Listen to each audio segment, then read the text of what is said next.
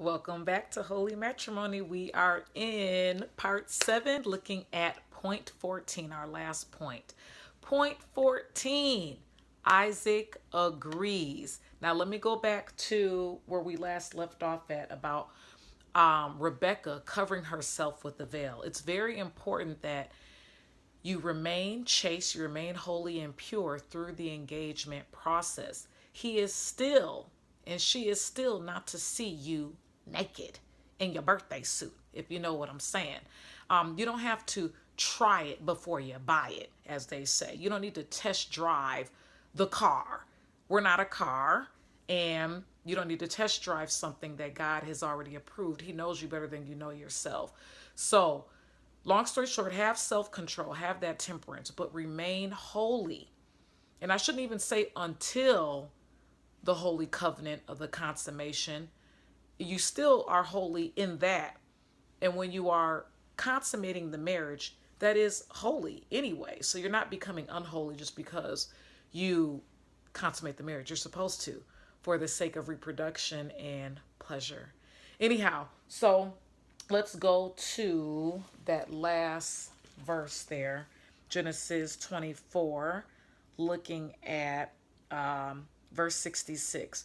It says, "And the servant told Isaac all things that he had done." So they had to discuss this, and he agrees. So in verse 67, it says, "And Isaac brought her into his mother Sarah's tent," who's the late Sarah, she passed away by then, "and took Rebekah, and she became his wife." Now she's his wife when they consummate.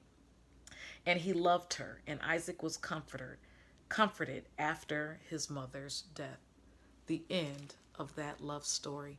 Now, I know some of us are thinking, if we don't follow through with all of these concepts, what's going to happen? You're gonna get chastised. You're gonna, I mean, like with any mistakes that you make, you're going to be disciplined by God. He is the ultimate problem solver. He can fix anything.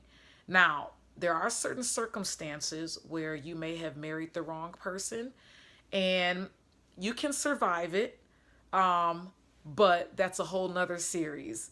But again, if you want less life consequences and scars, marry the right person and marry that person in the right timing so that you can get less whoopings from the Lord. And just be an obedient believer as we should be.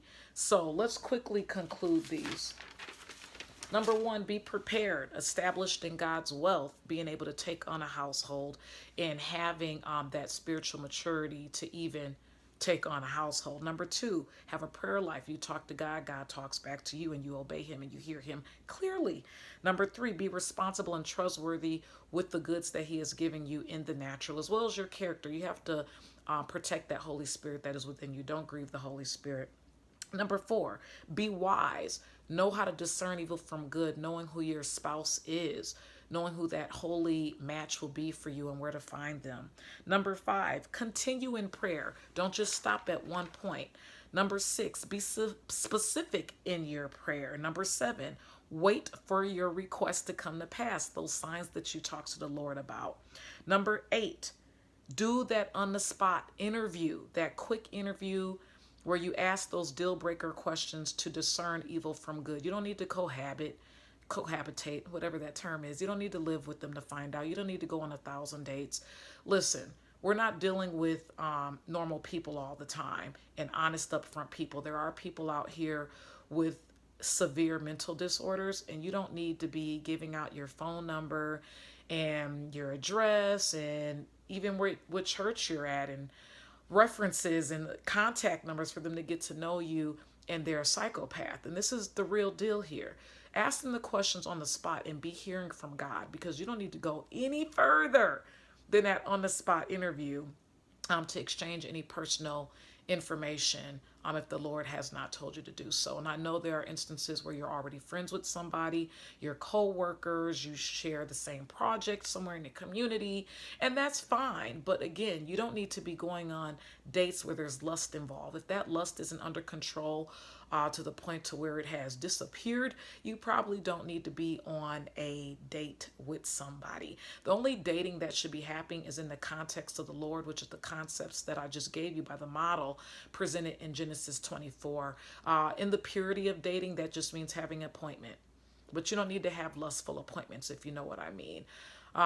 Only meet with people when God is instructing you to. That is the dating that should be happening. All right, let's move on. So yeah, that's that point 8 with interview on the spot. Point 9, meet the church family, meet those godly, get that godly counsel. Number 10, get permission from those godly people of godly counsel. Number 11, both spouses should be agreeing with this process. Number 12, you need to be doing everything on time. Number 13, your husband should be in prayer with the Lord, and vice versa, vice versa with the wife should be accessing that living waters. Number 14, remain holy and chaste. Do not let your standard down just because you're sure that this person is your holy match. They may very well be, but there's a reason why God says to obey. If you let Satan in the process, he's going to wreak havoc in the best way that he can. Even if you do go on and get married, that is going to somehow pop up that you fornicated. He will try to do some damage.